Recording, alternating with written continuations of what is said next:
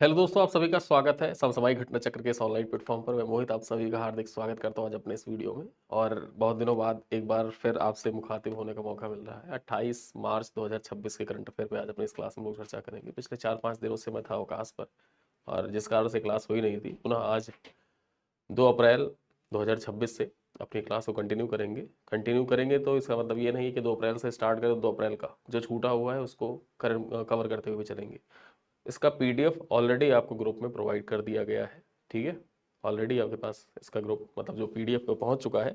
हम लोग क्लासेस पे चर्चा कर लेते हैं, क्लासेस भी इंपॉर्टेंट है। कुछ लोग ऐसे हैं जो पीडीएफ को रीड नहीं करते हैं, पीडीएफ से रिवाइज नहीं करते, वो वीडियो से रिवाइज करते हैं ताकि उनको समझने में भी आसानी हो और समय दे के चीज़ उनको याद भी हो जाती है। बहुत लोग के कमेंट आता है कि सर आप पढ़ा दिया करिए, तो ज़्यादा याद हो जाता है। तो आज हम चर्चा करेंगे 28 मार्च 2026 के महत्वपूर्ण करंट अफेयर समाचार पत्रों का जो निचोड़ है, इसका हम लोग चर्चा करेंगे। ये आपके UP PCS, BPSC, high court, RO लेखपाल, यूपीएसआई, यूपीपी तथा अन्य सभी एक दिवसीय परीक्षाओं के लिए महत्वपूर्ण है। ठीक है, चलिए एक एक कर अपने बिंदुओं पर देखते हैं।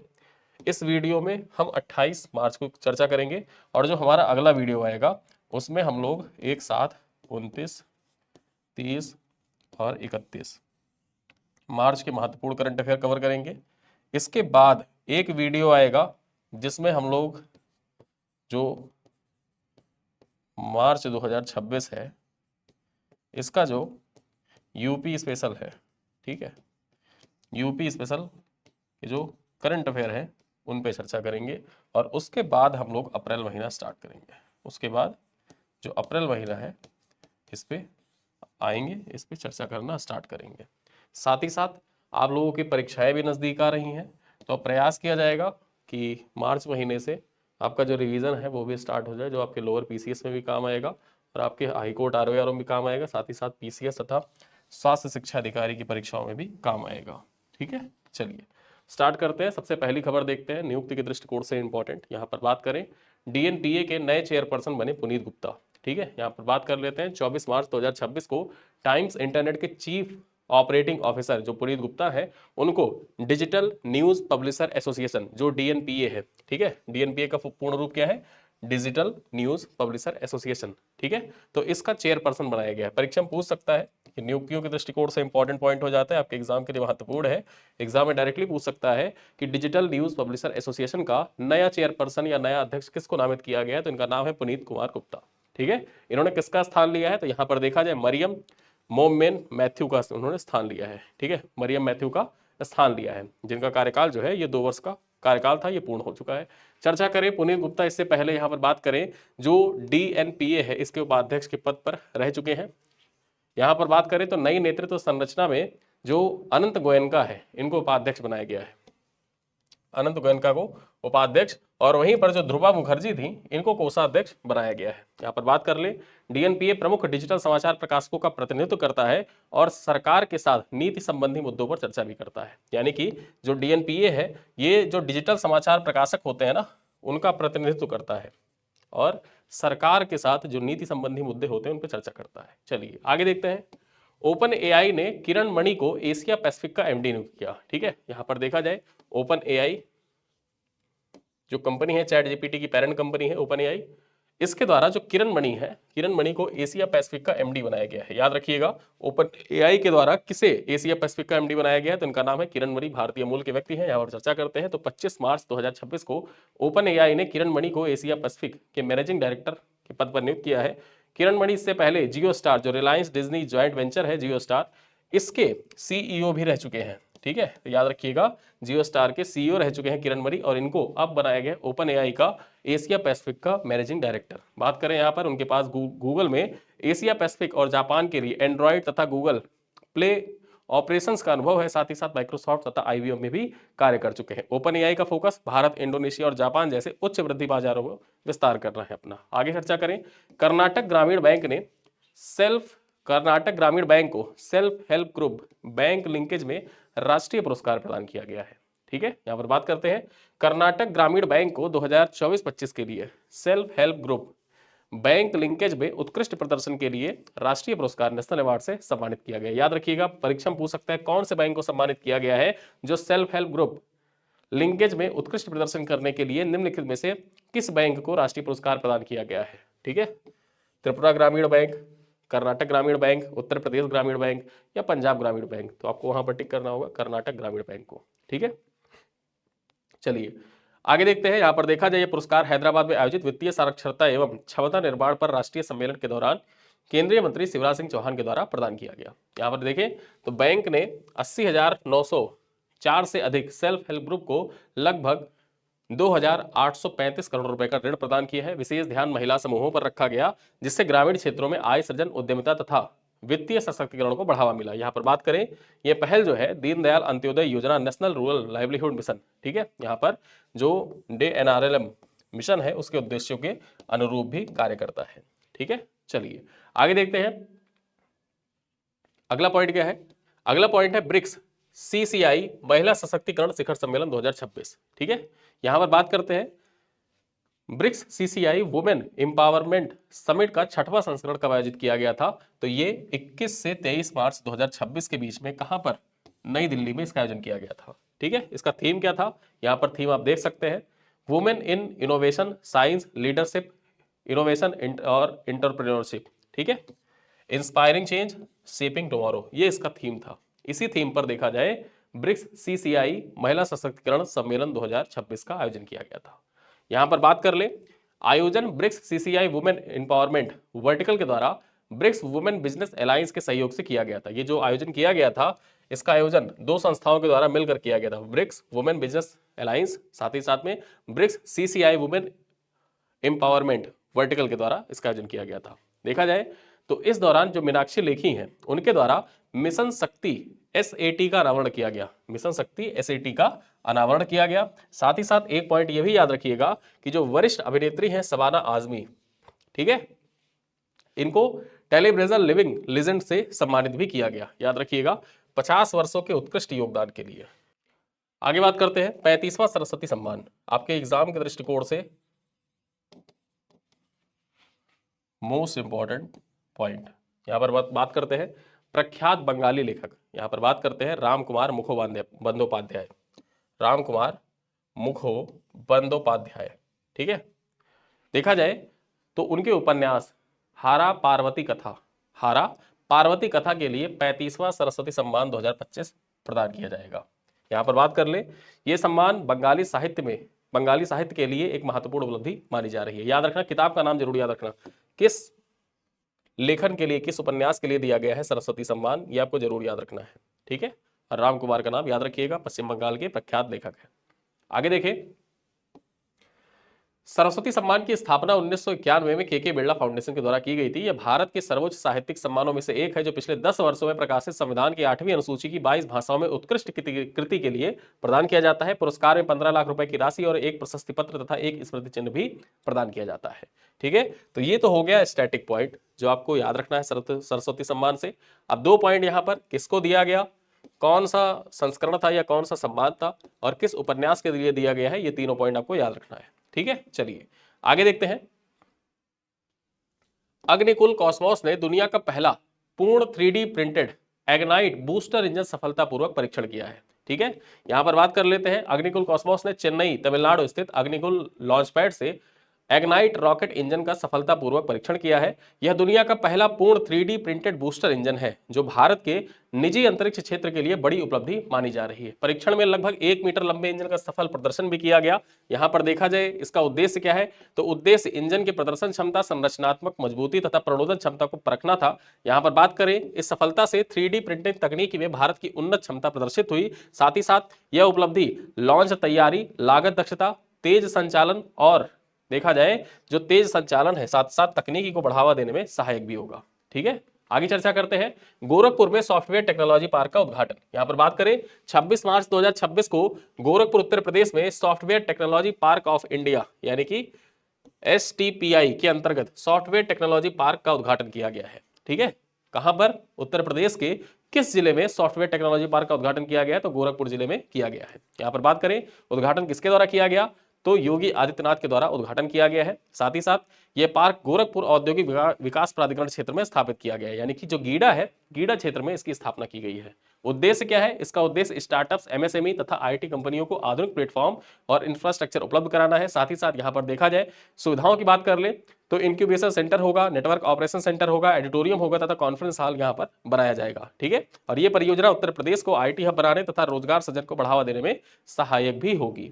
ठीक, तो ये पॉइंट्स आप अपने परीक्षा में मेंशन कर सकते हैं। जैसा कि अभी परीक्षा हुआ है, देखा जाए तो कल परीक्षा समाप्त हुआ, जीएस पेपर 5 आप देखेंगे तो वहां पर जो उत्तर प्रदेश में विज्ञान और तकनीकी है,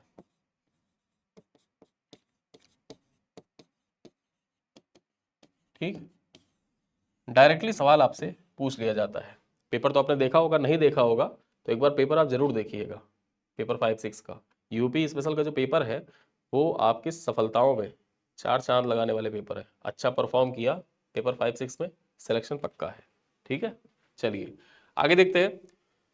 भारत की जीडीपी ग्रोथ के ऊपर ओईसीडी की रिपोर्ट आई है। ठीक है, इस रिपोर्ट पे क्या क्या बातें कही गई है आइए देखते हैं।